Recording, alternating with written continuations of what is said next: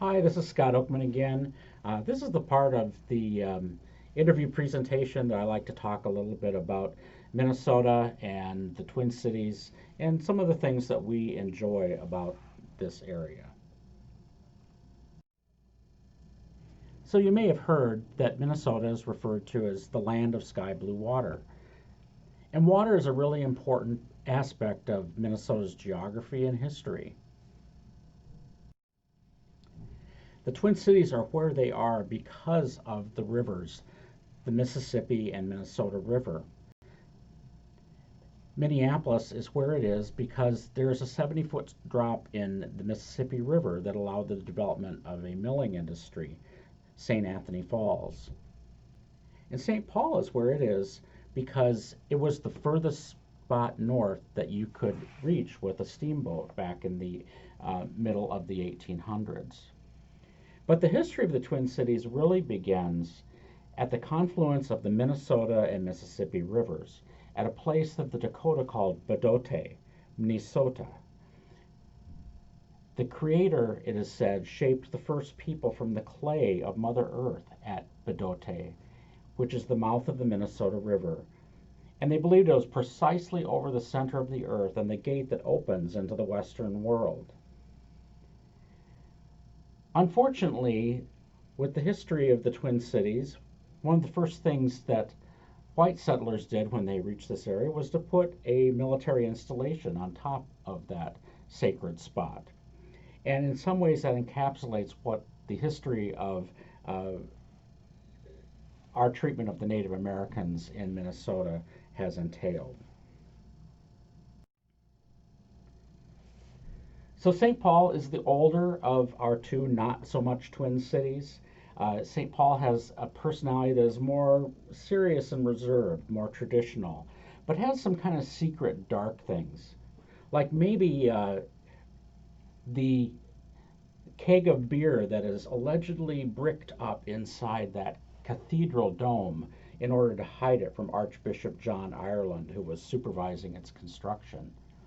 Now, Archbishop Ireland ended up getting the street that connects the cathedral to the state capitol named after him. And he was also well known for making sure that his dome stood higher than that one of the state capitol. St. Paul is where it is because it was as far north as you could get with a steamboat.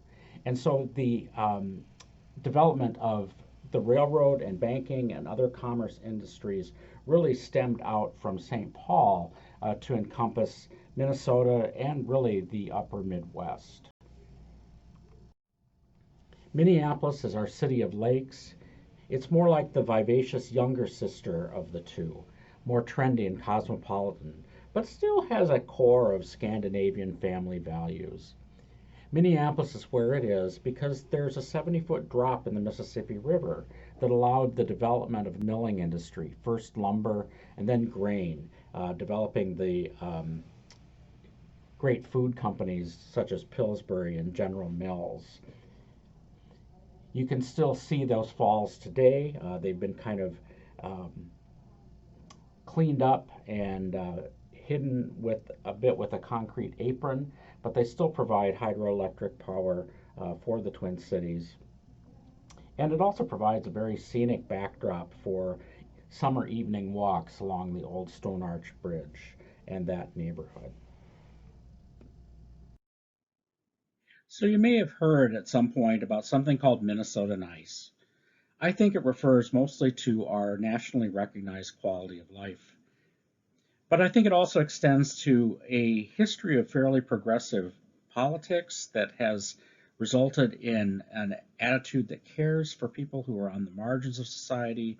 And for us as psychiatrists, that results in improved access to services for our patients.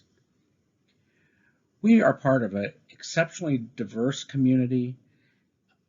It begins with one of the largest urban Native American communities in the U.S. Both are Dakota and Ojibwe original natives of this land.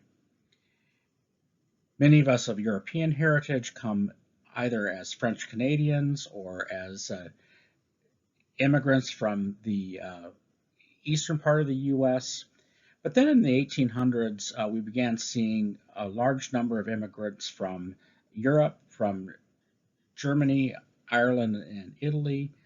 They contributed to a lot of the old world character that you notice in St. Paul. And then also in the later 1800s, we saw an influx of immigrants from Norway and Sweden who really added to this Nordic character of Minneapolis and greater Minnesota. We also have a vibrant and involved African American community that dates back to well over 100 years ago. We've produced people like Roy Wilkins, civil rights leader, and numerous other leaders and spokespeople for the African American community. We have a growing Latinx community that's composed of both Mexican, Central American, and South American immigrants.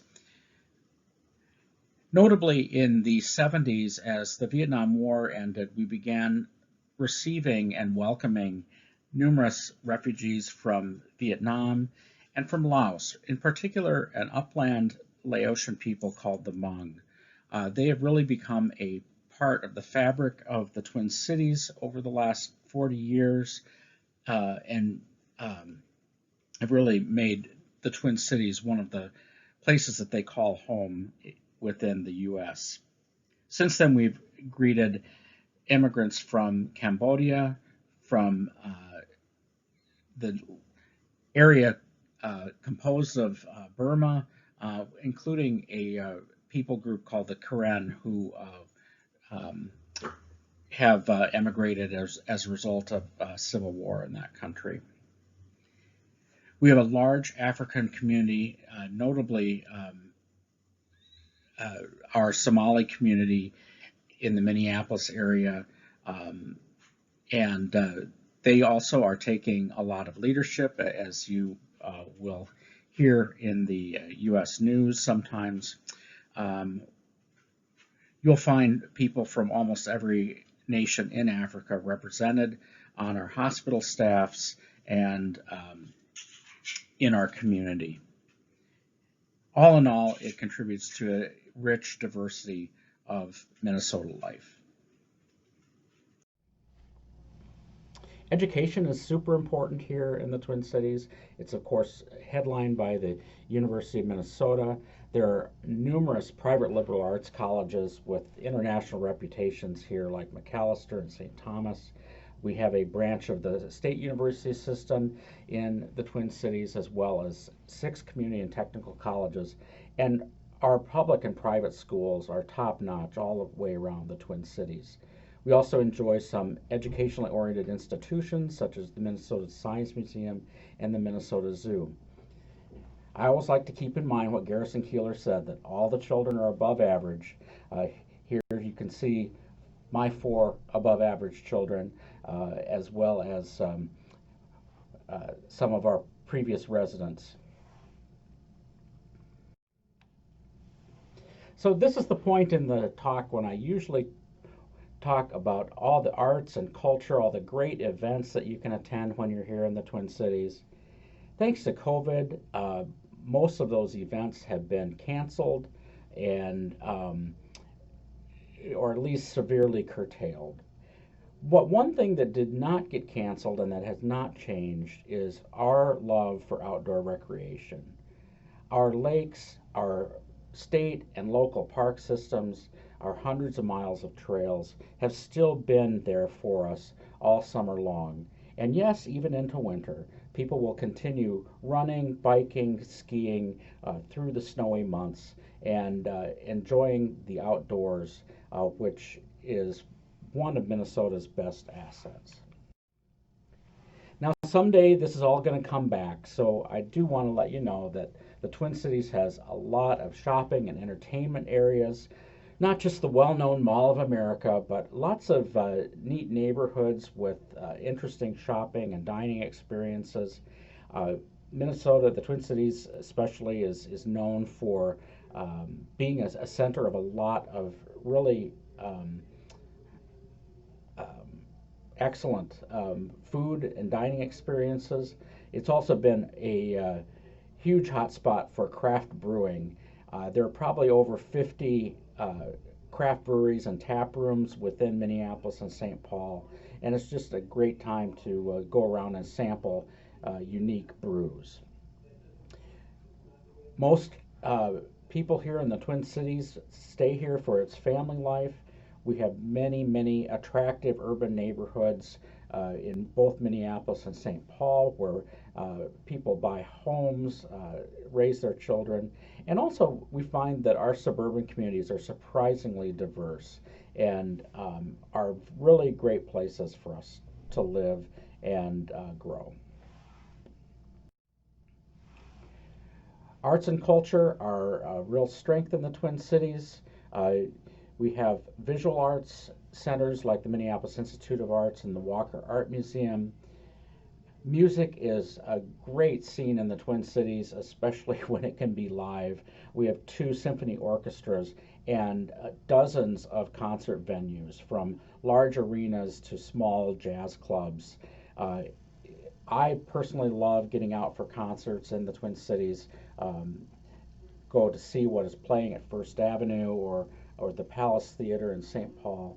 And who knows? You might one day be able to catch the next Prince or Lizzo or Bob Dylan at one of these concerts someday.